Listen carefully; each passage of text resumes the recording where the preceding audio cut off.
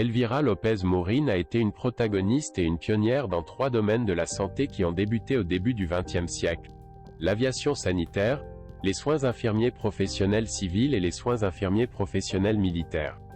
Dans l'après-midi du 1er novembre 1922, une colonne de troupes espagnoles subit une attaque inattendue sur la position de Tiziaza, faisant 366 blessés qui furent transférés au camp de Dardrius, qui manquait de personnel médical, selon l'état-major général du général Bourguete.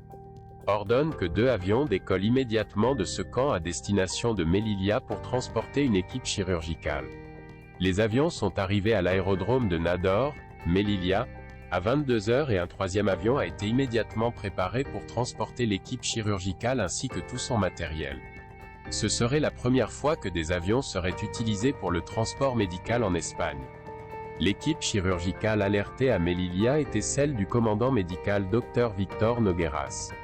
Les 3 avions, des bombardiers de Havilland DH4 dans lesquels la position de l'observateur mitrailleur avait été adaptée pour transporter le personnel médical, furent rapidement chargés. Dans le premier avion, il a été décidé qu'un chirurgien et un anesthésiste voyageraient, dans le deuxième, un assistant sanitaire avec une grande quantité de matériel et dans le troisième, il a été décidé que l'infirmière militaire Elvira López Mourín volerait avec du matériel supplémentaire.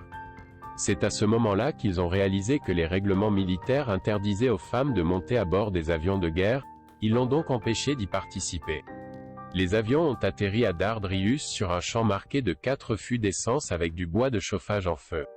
Les agents de santé ont opéré toute la nuit et le lendemain matin, jusqu'à ce qu'ils soient relevés par le renfort sanitaire arrivé de Melilla par camion amené par la duchesse de Victoria. Les médias ont fait écho à la nouvelle de la première utilisation d'avions en Espagne pour une mission sanitaire. Cette nouvelle a été encore plus soulignée par le geste de courage et de dévouement envers les autres réalisé par l'infirmière Elvira López Mourín qui, au-delà de son obligation, s'est portée volontaire pour une mission aussi dangereuse. C'est pour ces raisons que les médias l'ont qualifiée des « héroïnes de guerre ». Une humble héroïne. Elvira López Mourín est née dans la petite ville de San Martín de Rio, province de Lugo, le 3 septembre 1893. Elle était la fille naturelle de Manuela López Mourín.